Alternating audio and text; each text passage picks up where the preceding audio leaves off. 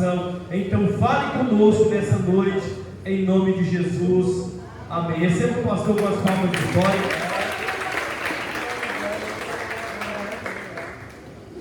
Amém. Tá bom. Pai do Senhor, igreja. Tem muita gente, irmãos. Pai do Senhor, igreja. Amém. Sem demorar, tem 1 Samuel, capítulo 17, bem conhecido de vocês. O versículo que nós vamos ler é o 45. Você acha 1 Samuel 17, identifica aí o versículo 45. Quero agradecer enquanto você procura ao nosso amigo, pastor Getúlio, pastora Deise. Deus abençoe esse casal abençoado, os obreiros aqui da tribuna. Obrigado pelo versículo por me acompanhar. Deus lhe abençoe em nome de Jesus. E Deus abençoe essa amada igreja. Amém? Aqui nós temos alguns conhecidos, amigos. Deus nos abençoe em nome de Jesus. Hoje, mais uma vez, quero ser fiel a esta mensagem que o Senhor me confiou. E depois de algum tempo pregando, pastor Getúlio, eu entendi que Deus ele nos chamou para a fidelidade e não para o sucesso. Porque às vezes a gente vai ministrar em alguns lugares, a gente, como homem ou como mulher, aquelas que pregam, às vezes, quando é a primeira vez, uma festividade, um congresso, a gente sente uma necessidade de pregar uma mensagem. Aí um dia eu estava ministrando em João Pinheiro e eu vi uma multidão, a igreja cheia, quase 600 pessoas. Eu disse assim: eu vou pregar uma mensagem hoje. Aí o Senhor disse: eu não te chamei para o sucesso, eu te chamei para a fidelidade. Pregue o que eu disse para você pregar. E de lá para cá eu entendi que Deus ele nunca me chamou para ser bem sucedido. Ele me chamou para ser fiel. Naquele grande dia ele vai me questionar assim: foste fiel? Ele não vai me perguntar se eu fui bem sucedido. Na visão do homem, ser bem sucedido é ter sucesso, é ter muitas agendas. Mas esses dias eu disse na igreja em que eu estava ministrando, Jeremias pregou 40 anos, não ganhou uma alma. Na tua visão ele foi bem sucedido? Mas uma coisa eu sei, ele foi fiel. 40 anos e o povo não se arrependeu. Mas uma coisa é fato, ele foi fiel. Amém? Quantos acharam? Digam glória a Deus. Davi, porém, disse ao filisteu: tu vens contra mim com espada e com lança e com escudo, eu, porém, vou contra ti em nome do Senhor dos exércitos, o Deus dos exércitos de Israel, a quem tens afrontado. Amém? Eu me conheço, pode sentar, irmãos, eu me conheço, eu vou colocar aqui, tá bom, pastor? Não quero vos dar prejuízo. Queridos, em escola dominical, em filme, em livros, em séries, você já viu essa história sendo de alguma forma representada? O menino franzino, cabelo cacheado, ruivo e sarnento, magrinho, de pequena estatura, que venceu o gigante Golias, que tinha cerca de quase 3 metros de palmo. E essa história, ela ficou registrada na Bíblia e é conhecido até das crianças. E talvez você, ao ler o texto, disse assim: rapaz, o pastor vai pregar sobre Davi e Golias. Mas quando eu recebi o convite do pastor Getúlio, foi essa a mensagem a qual Deus colocou no meu coração. E o Senhor ministrava, enquanto eu me organizava, me arrumava para vir para cá, ministrava no meu coração forte, pastor Getúlio, para dizer para essa igreja que alguns gigantes vão cair por terra em nome de Jesus. Amém? Alguns gigantes que têm impedido o avanço, o crescimento, não só da Débora, mas individual, da sua família, do seu ministério, da sua vida financeira, hoje vão cair por terra.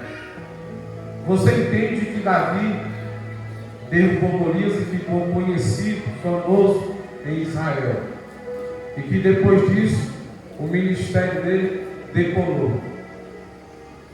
Depois disso ele ganhou até uma música em que o povo cantava dizendo: Saul derrubou só 1000, mas Davi matou 10.000.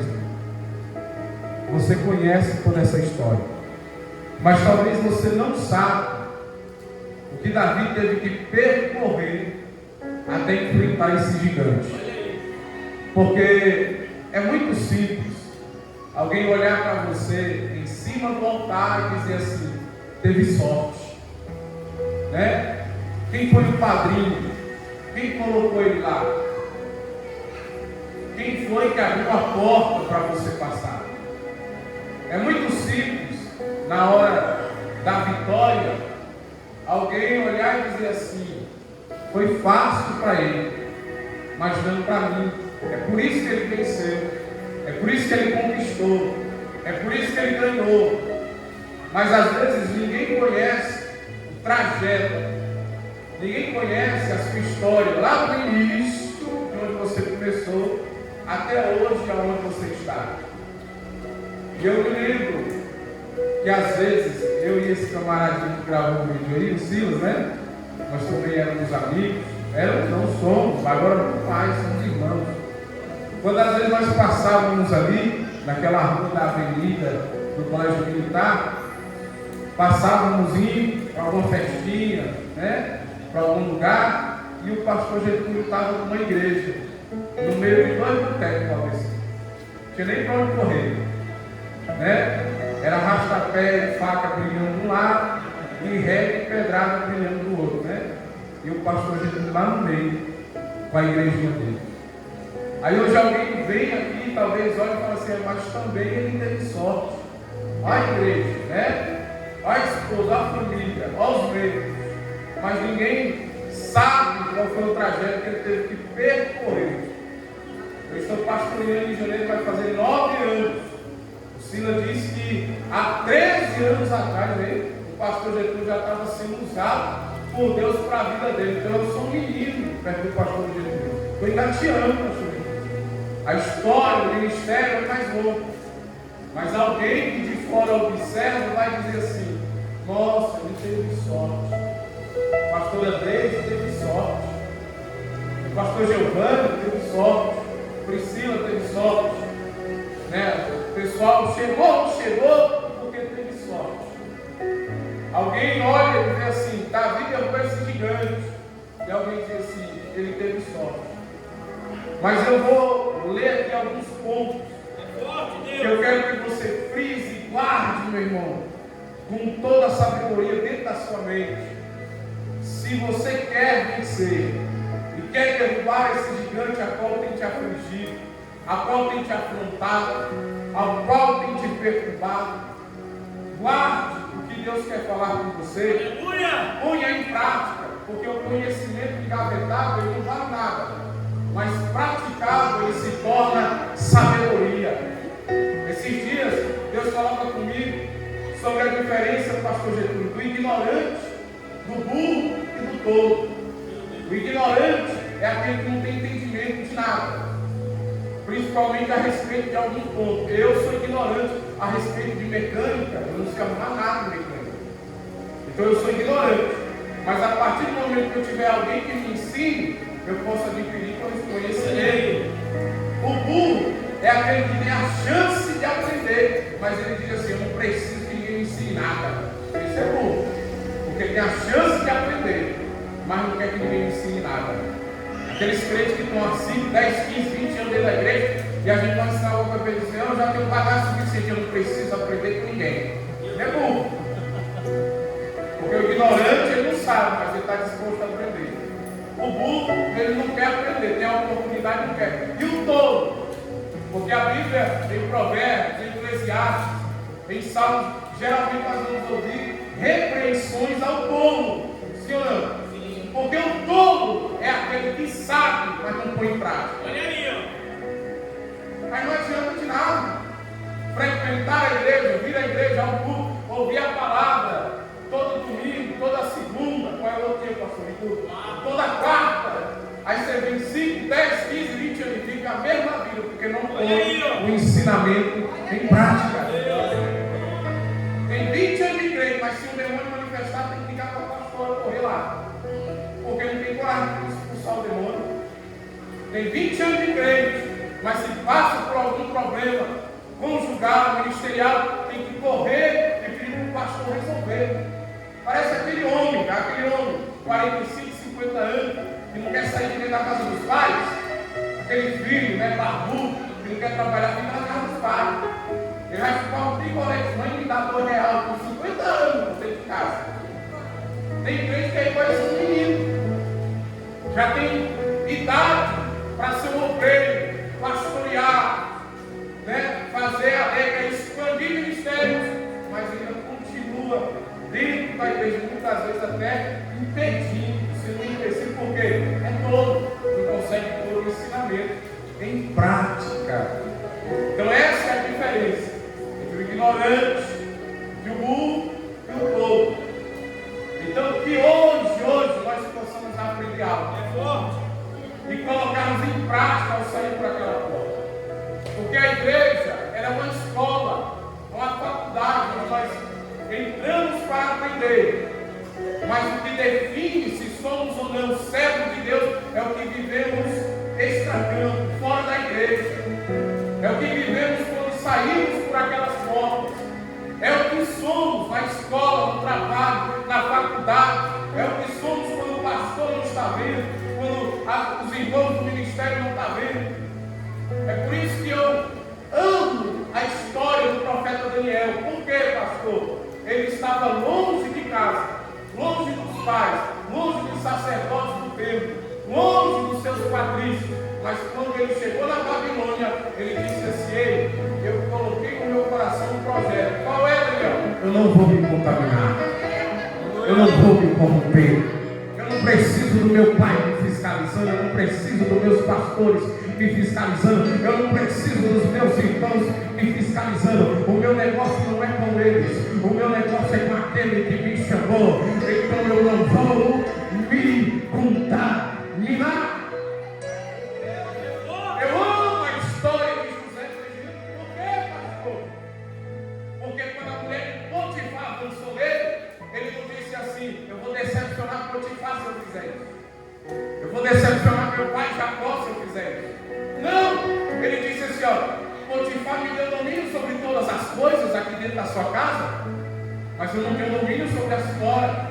E longe de mim pecar contra o meu Deus.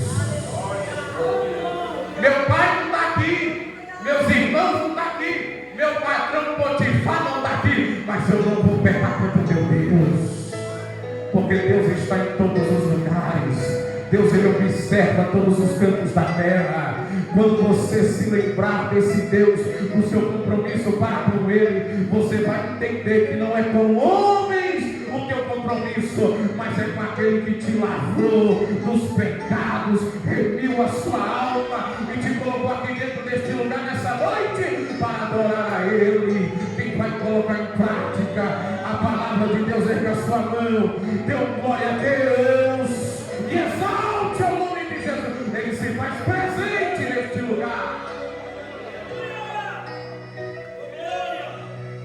Eu costumo dizer para os irmãos lá da igreja que eu sou responsável pelo que eu prego, e eles por aquilo que eles ouvem. Eu vou prestar conta, você vai prestar conta, pastor, por aquilo que você pregou, e os irmãos por aquilo que ouviram. É por isso que eu não queria pregar, eu queria ficar lá na porta, só pegando a mão do povo, dando parte do Senhor, e quando acabasse tudo, fechar a porta da igreja e ir para casa. Mas parece que quanto mais a gente não quer, parece que mais o negócio vem em nós, né? Não sei que negócio de ministério é esse, quanto mais não aguarda, mais ele está, né? Primeiro segredo da trajetória de Davi até derrubar os gigantes, está aqui no versículo de número 17. Você ficou com a Bíblia aberta? Se não, abre. E aqueles que não têm uma, se o menino do som puder, pastor, colocando o versículo, né? Porque vai ser importante. Sim. Ó, primeiro a Samuel 17, versículo 17. Disse Jessé a Davi, seu filho: leva, peço-te para teus irmãos, um efa deste trigo tostado, e este de 10 pães, e corre a levá-los ao acampamento aos teus irmãos. Nós sabemos que o exército de Israel estava reunido no campo de batalha, e do outro lado do vale estava o exército dos filisteus. Entre os soldados de Saul estavam os 3 irmãos mais velhos de Davi. Os 3 mais velhos. Você vai lembrar deles um pouco antes, quando você vai ler a história. E quando o profeta Samuel chegou na casa de Jessé, foi os 3 primeiros que se apresentou. E Samuel, homem como eu e você, olhou para eles e até acreditou que eles eram quem seriam ungidos pela aparência. Não falou que na aparência. Eles tinham uma aparência, boa pinta, soldado, falando assim: esse daqui é o rei que Deus escolheu para o exército. E Deus foi lá e repreendeu Samuel, dizendo, Samuel, capítulo 16, versículo 7. Eu não vejo como o homem vê. Vocês atentam para a aparência. Eu atento para o coração. Porque é comum, irmão, você chegar em alguns lugares, dependendo de como você está vestido, você ser bem recebido ou não. Você não precisa nem ter dinheiro, você só precisa aparentar que tem. Não é assim a vida do século XXI? Alguém já viu algum casal postar uma foto arrancando os cabelos um do outro e dizendo: hoje teve um pau que quebrou aqui em casa? Ninguém posta. Eles brigam, deixam um do outro, depois senta tomando sorvete e diz: eu e meu amor, aqui é para todo sempre. Ninguém posta nada nesse mundo que vai trazer para si mesmo uma imagem ruim. Todo mundo quer postar algo bom. Você vai ver que as pessoas só postam comida em restaurante chique. Ninguém posta a marmita do Rorizão. Posta? Não posta. Hoje eu comi um Roriz, foi R$1,50. Mas posta no Copacabana, comendo camarão, posta no Coco Bambu. Não é assim? Mas Deus está dizendo hoje para nós e para mim também, para a igreja do Senhor: eu não vejo como o homem vê. O homem vê o teu status, mas Deus vê quando você está offline. Viu? Deus vê quando você está calado, no silêncio, escondido dentro do quarto, com a porta fechada, descabelado, descabelada, cheio de orelhas, chorando e dizendo: Deus me salva, me livra, me liberta. E Deus dizendo: eu te conheço no secreto, eu não vejo como o homem vê. O homem vê a aparência, mas eu sondo os corações.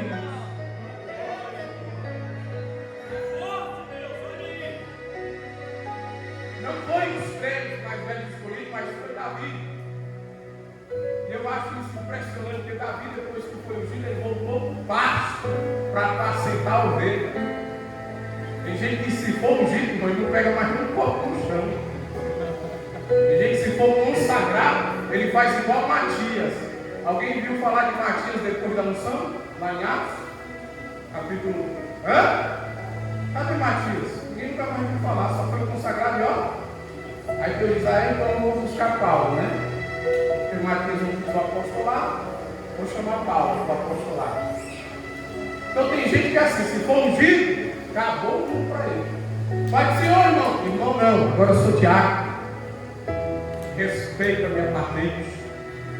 Pai do Senhor, irmão não, agora eu sou pastor, presbítero. Onde está o tapete vermelho?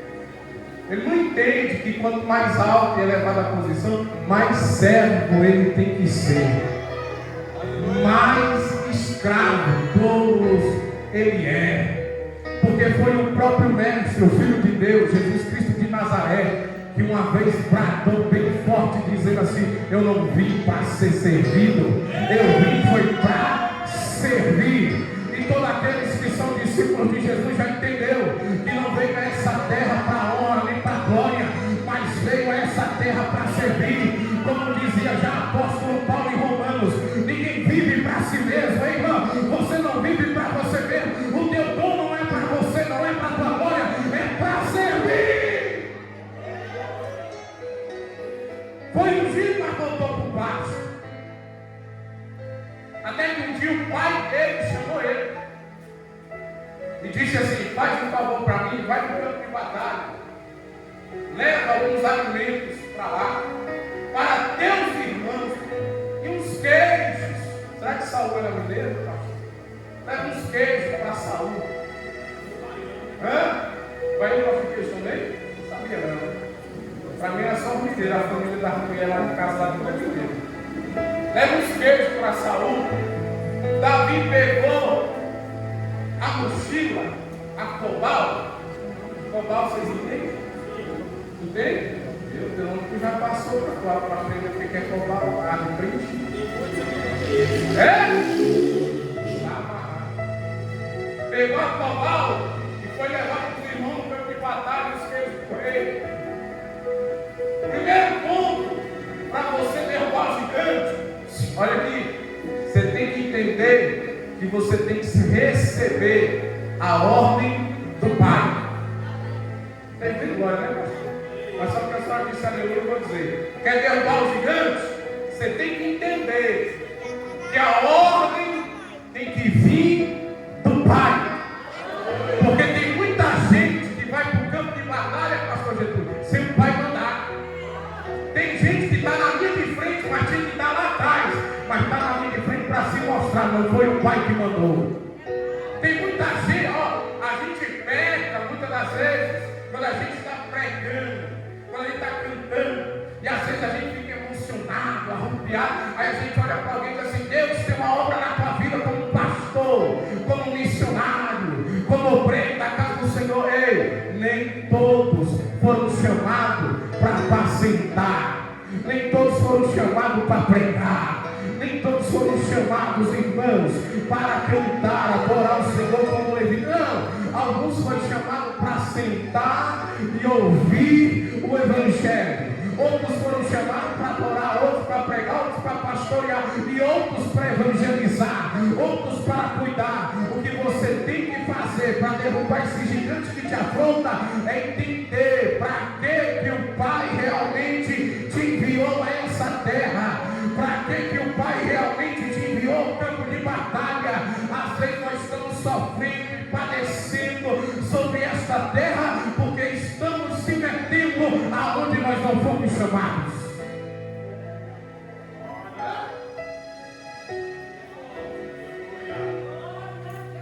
Você quer ver uma coisa que a gente faz muito? Quando alguém está com um problema, a gente costuma se esquecer do nosso para resolver com os outros. E você nunca deve ajudar alguém, irmão, linguajar de piauiense, lascado, sem saber por que ele está lascado. Porque às vezes você está comprando uma vida que não é sua. Quantas vezes eu, no início do pastoreado, fiz isso? Uma vez um camarada apareceu na minha e disse: me expulsar da igreja, pastor, não respeitaram a minha família. Eu disse: não, vamos cuidar de vocês. O irmão deu o mesmo a carta: não, estou dizendo que me expulsaram. Eu disse: então eu vou ligar para o seu pastor. Aí o pastor me contou o que ele tinha feito. Eu disse: não, mas eu vou expulsar ele daqui também, pode deixar. Porque muitas das vezes a gente quer ajudar alguém sem saber o porquê realmente ela está naquilo ali, naquela situação. Ou seja, muitas das vezes a gente se mete aonde Deus não nos enviou, onde Deus não nos mandou.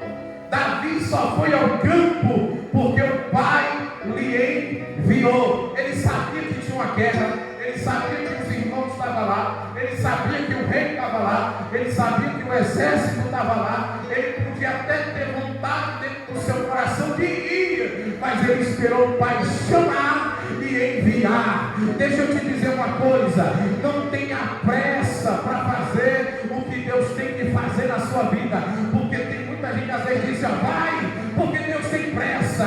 Mas eu já ouvi um ditado uma certa feita que diz que a pressa é inimiga da perfeição. Muitas das vezes você tem que sentar primeiro, ouvir primeiro, estudar primeiro, obedecer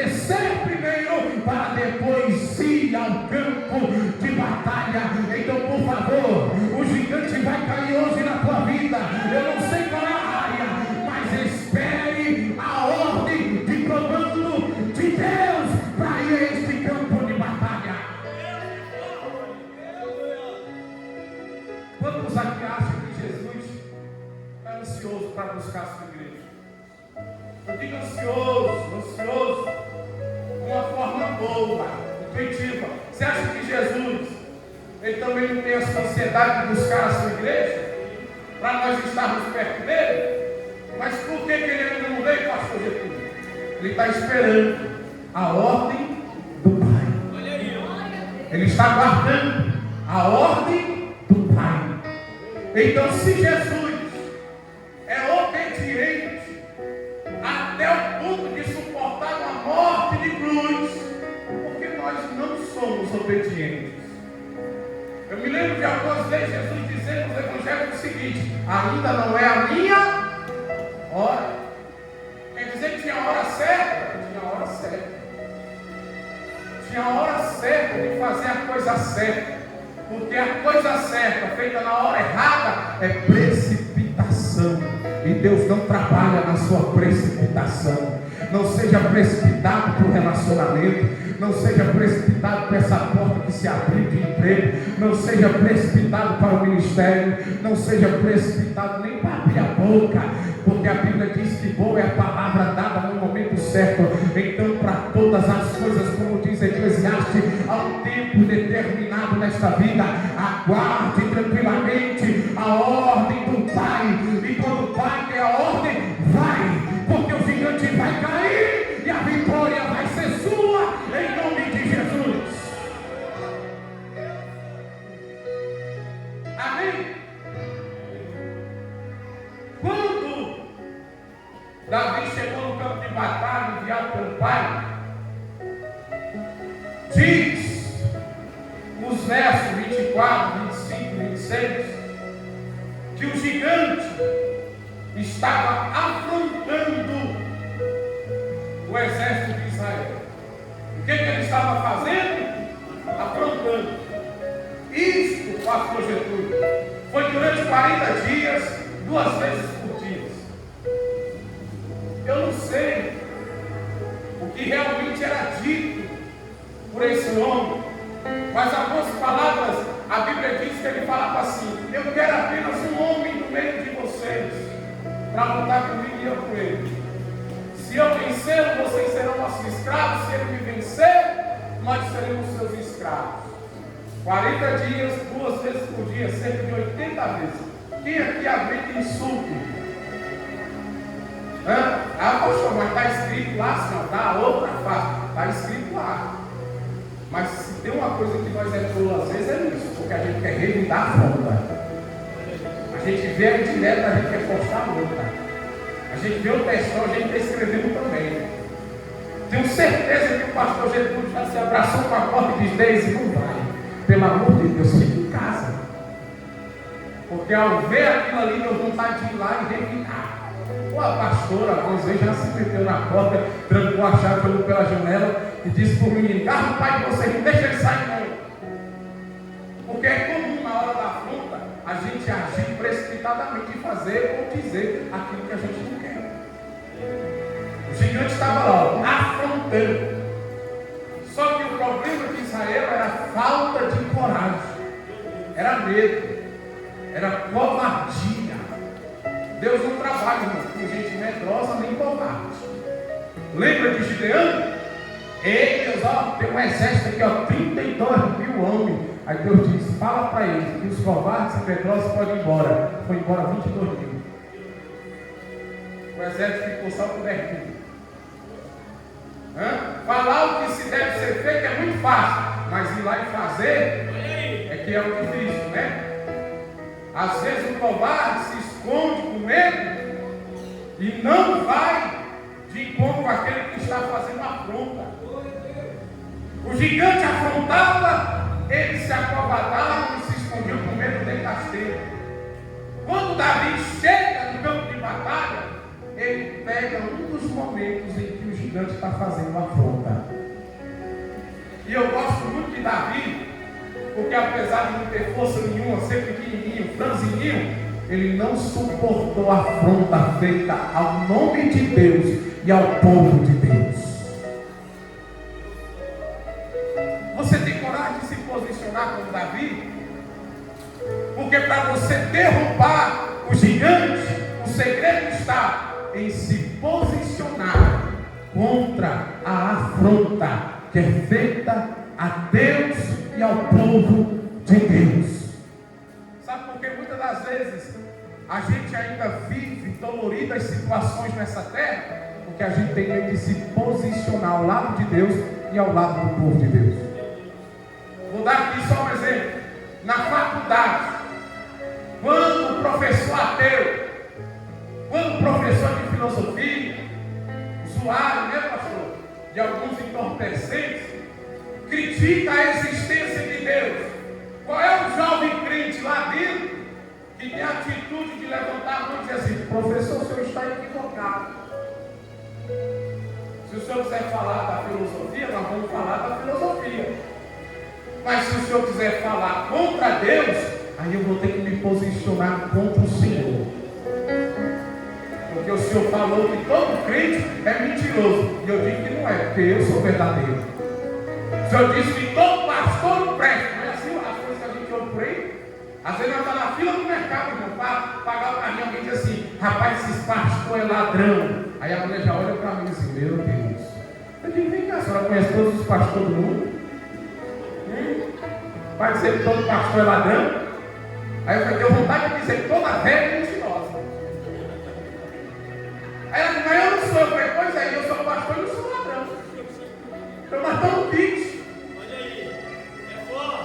Mas às vezes tem coisas que você tem que ouvir que não dá para você ficar calado, porque o nome disso é omissão, e você não pode ser omisso, porque Pedro disse o seguinte na sua primeira epístola, capítulo 3, versículo 15: estejais, pois, preparado para dar razão da vossa fé a todo aquele que lhe questionar. Porque você congrega, hein? Porque você canta, hein? Porque você dizima, porque você vai para a igreja dizendo que esse Cristo salva, cura, liberta. Aí você se posiciona diante da afronta e diz: vem cá, meu querido, eu vou te dar razão da minha fé. Quem sabe você entende e até vem comigo também para o culto da segunda profética e dá glória a Deus e até aceita Jesus comigo. Vem! Mas uma geração é essa, irmão, que tem medo de se posicionar diante das afrontas. Na escola, para os nossos filhos, ensinam sobre aborto, sobre o homossexualismo. E às vezes nós, como pais cristãos, certo de Deus, dotados da palavra, sabe o que nós dizemos? Eu não estou nem aí. Estou nem aí. Deixa para lá, minha obrigação não é se intrometer.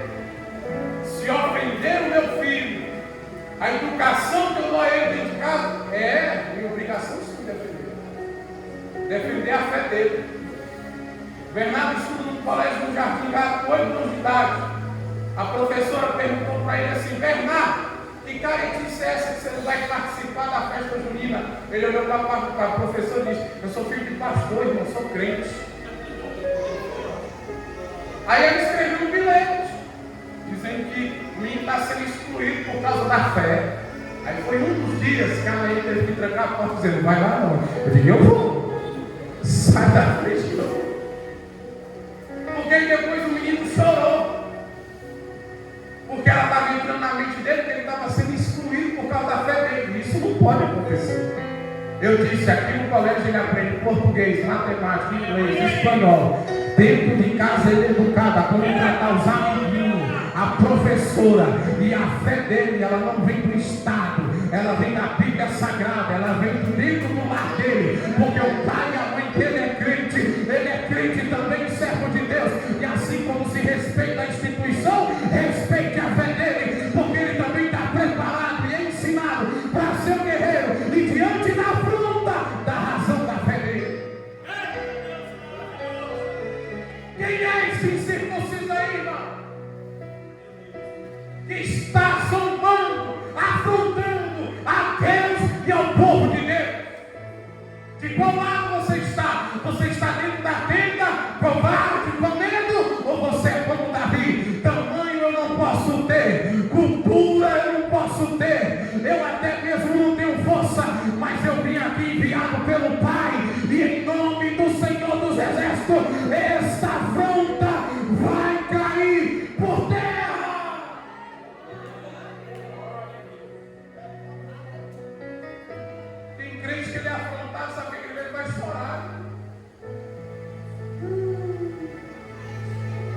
Aí o pastor liga, ele está em crise existencial. Eu não sei se é minha fé. Eu acho que eu estou lá em casa com dúvida. O irmão está com dúvida de quê? Nós não estamos mais aptos para fazer um tipo de prova com Deus. Porque tem crente que já está tanto tempo na igreja, mas quando ele quer algo de Deus, ele diz assim: se o Senhor fizer, o Senhor é Deus. Mas se o Senhor não fizer, o Senhor não é Deus. Já viu um crente assim? Se não se abrir, eu não canto mais, não prego mais. Não é assim? Crente velho não está mais apto para fazer esse tipo de voto com Deus. Passou. A fase agora é tão dolorida que Deus primeiro quer fazer a gente forte e não feliz. Não produz glória mesmo. Deus quer fazer nós forte e não feliz.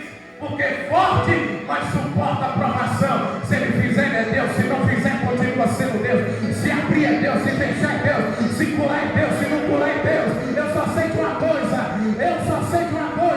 Eu sei que o meu Redentor vive e que por fim ele se levantará sobre a terra. Eu vou para o céu doente, pastor Jesus. Eu vou para o céu quebrado, sem casa, mas a minha alma salva. Eles não me impedirão de subir ao céu quando a trombeta tocar.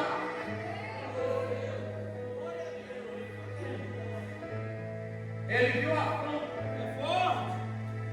Aí eu acho interessante que quando ele faz esse questionamento, pergunta, né? Ele faz outra pergunta. Qual é a pergunta? Ele diz assim: o que vamos fazer para aquele que derrubar os gigantes? Olha, o irmão da cidade diz assim: você sabe qual é o prêmio quando chegar ao final da prova? Você sabe. Liga para ele, você sabe. Então por que você quer desistir? Disseram para Davi o seguinte: é uma esposa, um carro no exército e isenção de impostos. Ele que não queria pagar imposto nunca mais. Eu. IPTU e IPVA nunca mais. Conta de água, de luz nunca mais. Eu. Né? Tem aqui querer um carro no exército do rei. Eu. A esposa eu deixo por solteiro, porque a minha já tem. Mas Davi não tinha, ele queria também. Ele diz: tem um prêmio? Tem um prêmio. Porra, eu vou morrer hoje lutando. O ser humano, ele trabalha no sistema de recompensa. Você trabalha um mês para receber um salário. Se você acorda de manhã, está atrasado, às vezes você sai sem lavar os olhos, sem escovar o dente, mas você sai às pressas para chegar no trabalho. Pega o engarrafamento, entra na contramão, pula meio do fio, entra no acostamento, mas você sai para chegar no horário. Trabalha com fé, doente, faz de tudo para não perder o salário. Mas você sabia que o trabalho do reino também te trará uma recompensa? 1 Coríntios 15:58. Mantenha firme as obras de vossas mãos, porque o vosso trabalho no Senhor terá uma recompensa. Hebreus capítulo 11, versículo 6. Para se aproximar de Deus é necessário ter fé, porque sem fé é impossível agradá-lo. E tem que saber que Ele existe e que é recompensador daqueles que o buscam. Deus sabia que você faz tudo pelo salário. Aí Deus colocou uma recompensa: a vida eterna. Só que quem é que vem para a igreja doente? Quem é que se atrasa e sai pulando quebra-mola para chegar na igreja? É mais fácil ligar e dizer: pastor, hoje não vou não. O que foi, amado? Topei o dedão aqui no batente, vou ficar em casa hoje. Choveu hoje, pastor Getúlio, não dá para mim não. Estava calor, mas esfriou. Hoje não. Pega o cartaz, olha assim, ixi, esse pregador aqui, hoje eu não vou não. Hoje é a pastora, hoje eu não vou não. E a recompensa vai ficando para... Davi disse assim, ó, tem uma recompensa? Tem. Eu vou para a guerra. Pode dizer para o rei, se ele queria um homem, ele encontrou. Hoje eu vou para a guerra. Deus está do alto dos céus. Ezequiel 22:30 dizendo, eu estou procurando um homem para tampar a brecha do muro e se colocar em favor dessa cidade, para eu não destruir o povo. Eu já fui até no templo, mas não achei nenhum sacerdote. Eu já fui no palácio, mas não achei nenhum rei. Eu já fui também no quartel, não achei nenhum soldado do exército. Fui nas cavernas, também não achei nenhum profeta. Mas será que na data hoje, na segunda-feira, 7 de outubro, tem alguém para se disponibilizar e dizer, Deus, eu vou, a recompensa deixa comigo, porque agora eu vou vestir a armadura do céu, eu vou vestir, meu Pai, as vestiduras celestiais, vou partir para a guerra. Esse gigante não vai bloquear minha recompensa, esse gigante não vai bloquear minha bênção. Eu vou para cima dele, com o que o Senhor me der, seja com bastão, ou seja com a funda de uma pedra, hoje o gigante vai cair. A recompensa para você. Ou tu não quer a recompensa? Eu quero, tu não quer não? Muitas das vezes a gente se agarra tanto, não quer salvar, salva por causa da recompensa. A vida eterna, irmão Gomes. Não estou falando de bens, estou falando da vida eterna. Quantas vezes você lembra assim, eu sou crente, eu preciso ir para o céu, eu vou vencer mais uma vez esse gigante. Levaram Davi até Saul. Contaram que Davi foi o único que se disponibilizou para guerrear. Saul olhou para ele. Sabe o que Saul disse para ele? Você é muito jovem. Esse gigante aí, ele é especialista. Ele vai te matar. Meu filho, não vai. O rei do povo desacreditou do único cara que se colocou à disposição para guerrear. E aqui está o segredo para você também vencer o gigante. Você tem que vencer a incredulidade dos outros a respeito do seu ministério. Você já passou dessa fase? Nem tua mãe crê, nem teus amigos crê, nem tua família crê, ninguém crê.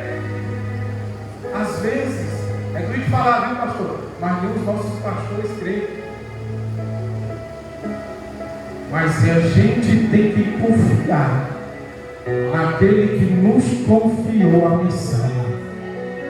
Davi olhou para Saul e dizendo assim, o senhor pode não acreditar, mas esse menininho aqui, enquanto apacentava as ovelhas de papai, já matou urso, já matou leão, me pôs de cara a cara com esse gigante. E assim como eu fiz com o urso, e assim como eu fiz com o leão, eu vou fazer com ele também, porque Deus já colocou ele na palma da minha mão.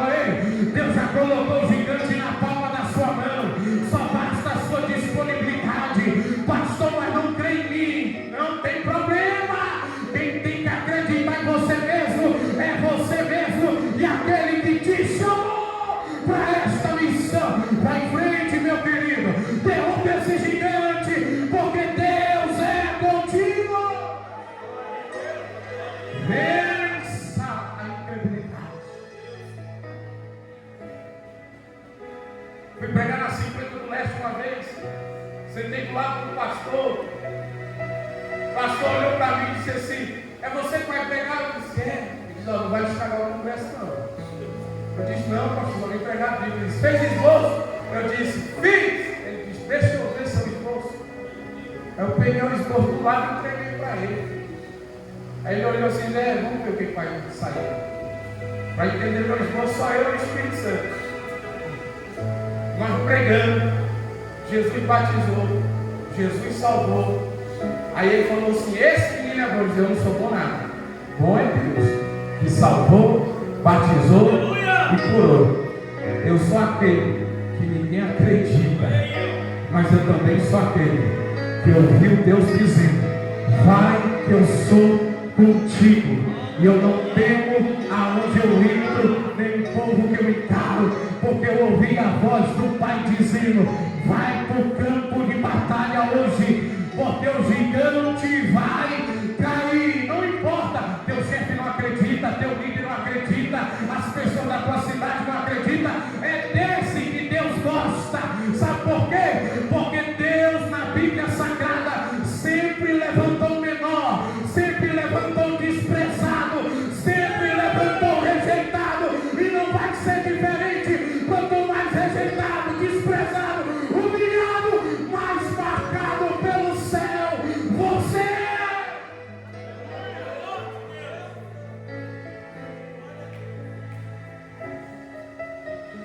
Quando ele disse que matou o urso leão, Saulo disse assim: então veste as minhas armaduras.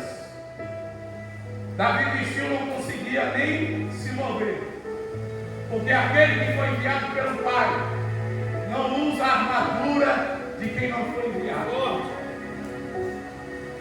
não usa a arma de quem não foi. Não queira usar aquilo que Deus não te entregou, use só o que Deus te entregou. Pronto, acabou. Eu conheço um pastor que para pregar alguém lê a Bíblia para ele, ele não sabe ler. A nova de pai e terra de mãe. Mas quando ele prega, a gente chora, a gente sente a presença e as pessoas se convertem. Como eu também conheço pessoas que são professores, teólogos que pregam, e a gente vai para casa desviado com raiva. E a gente quer ouvir a Bíblia, e o cara fica dizendo assim: não, porque no grego, essa palavra aqui no hebraico, como dizia no latim, importa grego, hebraico, latim, aramaico. Eu quero ouvir Jesus salva, cura, batiza e liberta. O evangelho é simples, meu irmão, é arroz com feijão. Vamos pregar simplicidade dentro do tempo, porque Jesus ainda continua sendo o mesmo, ontem, hoje e sempre. A porta é estreita, o caminho da salvação também, e nós temos que passar por ele até que ele venha. A simplicidade. O evangelho ainda é essencial. Como é que você vai? Você não vai com meu equipamento, não.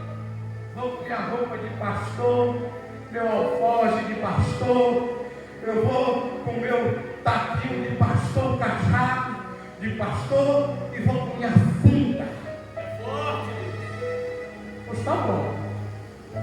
Se alguém quer morrer hoje, que seja você, não eu. Minha saúde, pode ir, meu filho. Quando Davi desceu ao vale, aonde foi a vitória? No vale. Tu quer vitória lá em cima? Tu não desce para ter vitória? Tu só quer vitória de pé. Tem que ajoelhar para ter vitória. É muito fácil tu querer vitória e botar na mão da besta e dizer assim: ó, ajoelha por mim, ora por mim, consagra por mim, paga o preço por mim. Mas está na hora de você pagar o preço por você também. Davi desceu para o vale. Jesus venceu Satanás, foi vida aqui aonde? No deserto. Aí o crente quer ter vitória sentado no sofá na frente da Netflix. Assistindo coisa que nem de Deus é. Consumindo The Chosen, né, irmão? Aí só quer assistir agora as séries coreanas. Como é que é o nome da série daqueles caras lá? Como? Do Shelby? Como é que é o nome? Olha.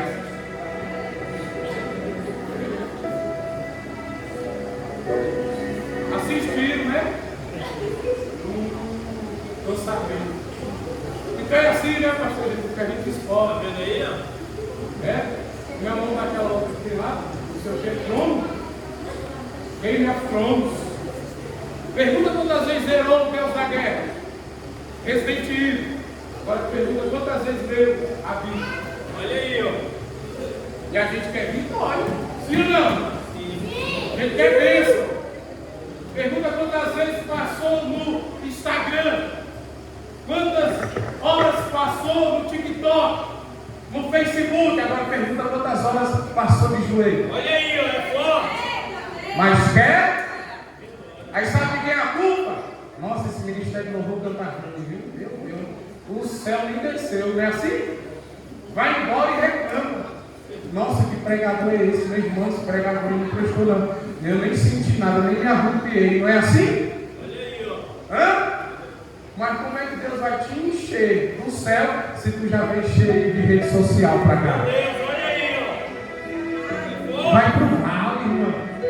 Te humilha. Chora. Se derrama. Agarra nos pés dele e diz pra ele: eu só te solto se o Senhor me abençoar hoje. Tranca a porta do teu quarto, meu amigo. Faz 3 horas de oração, levanta, canta 3 hinos. Chama a mulher, põe a mão na cabeça dela. Chama o menino, põe a mão na cabeça dele. Profetiza o Espírito Santo na tua casa. Tem crente que passa dia e noite, mês e ano, vendo vulto, vendo demônio, com insônia. Está na hora desse gigante cair por terra. Está na hora de você voltar a ser crente de oração, de jejum e de Bíblia Sagrada. E na casa de crentes, de tampa aberta, demônio fica do portão para fora. É forte, Deus, olha aí. Agora tem demônio que o irmão falou: Cristo está sentindo um demônio na mesa, porque está repreendido. E a companhia para jantar, almoçar com a família é Jesus. Mas o cara só vem de palavrão, de sede diabólica. Como é que ele vai ver Deus? Já dizia a palavra do Senhor: sem santidade ninguém verá. Quando ele desceu para o vale, o gigante veio e falou assim: é esse rapazinho aí que vocês mandou? Ei, menino, tu acha que eu sou cachorro para tu vir com esse taquinho aí para me bater? Ele é forte. Tu acha que eu sou o quê para tu vir com essa pedrazinha na mão? Golias tinha 3 metros e um pau. A armadura dele pesava cerca de 57 quilos. Com certeza era mais pesada do que Davi. Só que o gigante disse para ele assim: vou te matar e vou jogar o seu corpo para as pedras.